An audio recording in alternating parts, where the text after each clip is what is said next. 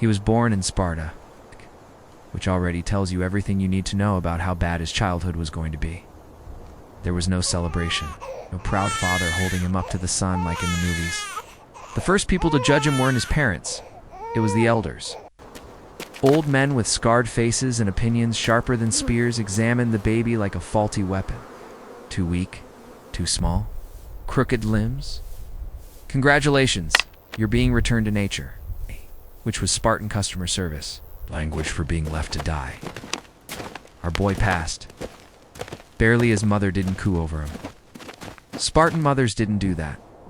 They believed softness was a disease. She washed him in wine instead of water, part ritual, part stress test. If he survived, good. If not, well, Sparta makes another one tomorrow, by the time he could walk. He wasn't learning words like love or comfort. He learned obedience, silence, pain. Crying was tolerated in Sparta the same way weakness is tolerated in prison. Not at all. At age 7, the state took him, not figuratively. Literally, one day you're playing in the dirt. The next day you're ripped away from your family and thrown into the Agoge Spartan education system. If education means starvation, beatings, and psychological warfare. His head was shaved. His clothes were taken. He got one cloak for the entire year. Summer, same cloak. Winter, same cloak. Snow, skill issue. Beds were made of reeds. He cut himself from the riverbank, no tools allowed. If you cut your hands, good. That meant you were learning. Food was intentionally insufficient. Sparta didn't want well-fed boys. They wanted desperate ones. Hunger was part of the curriculum. He was encouraged to steal food, but here's the catch. Stealing wasn't punished. Getting caught was? Not because theft was wrong, but because being bad at it was embarrassing. If he was caught stealing, he wasn't beaten for stealing bread. He was beaten for being sloppy. Fighting was constant. Older boys bullied younger ones.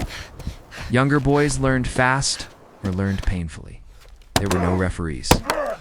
If a fight broke out, instructors watched not to stop it, but to see who deserved to win. Pain was background noise. Bruises were accessories. Blood was normal. Once a year, things got worse. At the sanctuary of Artemis Orthia, boys were whipped in front of a crowd. This wasn't punishment, it was entertainment. Whoever endured the longest without crying won glory. Some boys passed out, some died. The crowd cheered anyway. Sparta considered that a feature, not a bug. Our boy learned early that pain was temporary. But shame lasted forever. As he grew, discipline tightened. Speech was restricted. Spartans valued brevity so much that modern humans literally named a word after it, Laconic. If you talked too much, you were mocked. If you talked smart, you were respected. If you stayed silent and deadly, you were perfect. By 12, he wore no tunic, just the cloak. He was expected to endure cold, hunger, and exhaustion without complaint. Complaining wasn't punished. It simply marked you as someone who wouldn't live long. Training intensified, running, wrestling, formation drills. They were taught to fight as a unit, not as heroes. Individual glory was nice, but the Phalanx was sacred. Break the line, and you weren't brave, you were dead. At night, they were encouraged to sneak around the countryside. Some were selected for the Krypteia, a secret terror force where teenage boys were sent out, armed with knives to kill helots enslaved. People caught acting too confident. It was meant to instill fear in the population and cruelty in the boys. Mercy was not on the syllabus by 18. He was no longer a boy, not a man yet either. He was something sharper, harder, less human. He had scars, nor real ones, not the cinematic kind. His body was lean, efficient, built for war, not beauty. He barely remembered his mother's face. He remembered commands. He remembered formations. He remembered how to stand still for hours without moving. At 20, he became a full soldier. Still not allowed to live at home? Still eating in mess halls with other men? Still under constant scrutiny? Marriage was allowed, but family life was a side quest at best. Sparta came first. Always. He was issued his shield. Not just a weapon responsibility. Come back with it, or on it, Spartan mothers famously said. Lose your spear? Fine. Lose your helmet? Replaceable. Lose your shield? Unforgivable. It protected the man beside you. Drop it, and you endangered everyone by now. War was inevitable. Persia was coming. And Sparta would answer not with speeches, not with numbers, but with men who had been trained since childhood to die without flinching. Our boy had never been allowed to cry soon. He would be asked to prove why. By the time he marched north, he was already dead in every way that mattered. Fear had been beaten out of him at 7. Comfort starved out of him at 12. Mercy drilled out of him by 18. What remained was a weapon that walked like a man and answered to the name Spartan. When word came that Xerxes of Persia was invading with an army so large it drank rivers dry, Greece panicked. Athens argued. City-states hesitated. Sparta checked the calendar. Bad news. There was a religious festival. And Sparta, in peak Spartan fashion, refused to mobilize the full army because the gods might get upset. Priorities instead. They sent a king Leonidas, his personal guard. 300 men. Not because 300 was enough, but because these men already had sons. Sparta didn't send fathers of no children to die. That would be wasteful. Our Spartan was among them. He marched through dust and stone, red cloak snapping behind him, bronze armor clanking in rhythm with 100 identical heartbeats. No one joked. No one prayed.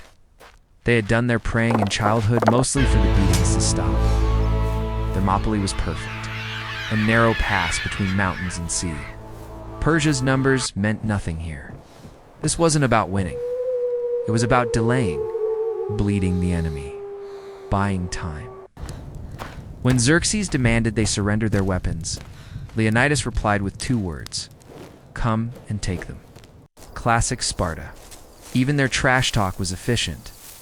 The Persians attacked in waves. Our Spartans stood in the phalanx, shield locked with the man beside him, spear angled forward.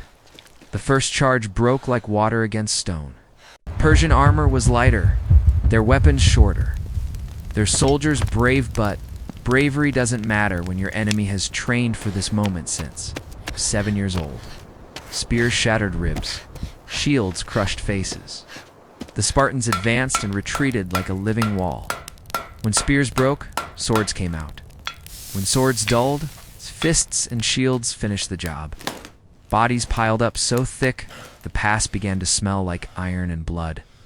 For 2 days, the Persians learned an important lesson. Numbers don't win fights, discipline does. Our Spartan fought without rage. Rage wastes energy. He fought the way he was taught. Calm, brutal, efficient. Kill, step forward. Hold the line, repeat. Then came betrayal. A local Greek showed the Persians a hidden mountain path. By the 3rd day, the Spartans were surrounded. Leonidas knew. Everyone knew. The allies were dismissed. Sparta stayed. Our Spartan tightened his grip on his shield. This was it, the end he'd been shaped for. No escape, no reinforcement. No miracle. The Persians attacked again, this time from all sides. The fighting became chaos. Formation collapsed. Spears snapped. Swords clogged with flesh. Spartans fought back to back now, wounded men refusing to fall. Dragging themselves upright just 2 seconds, Leonidas fell. When the king went down, the Spartans surged forward, not to retreat, but to die closer to him. Our Spartan was bleeding now. Deep cuts. A broken arm, maybe. It didn't matter. Pain had always been part of the deal. He fought until his sword shattered. Then he fought with his shield. When the shield split, he fought with his hands. Persian arrows darkened the sky. This was how it ended, not with fear, not with tears. Sparta had removed those options years ago. An arrow struck him, then another. He dropped to one knee. Still upright, still defiant, still Spartan. As the final volley fell, he stood among the dead and dying. a man who had never been allowed to cry, finally given permission to fall. When the battle ended, the Persians stood in silence. They had won the ground but lost something else: respect, fear, the understanding that some enemies cannot be conquered, only endured. Later, a stone marker would be placed at Thermopylae. Stranger, tell the Spartans that we lie here, obedient to their laws. Our Spartan's entire life fit into that sentence. Born to be tested, raised to endure, trained to obey, and finally allowed to die.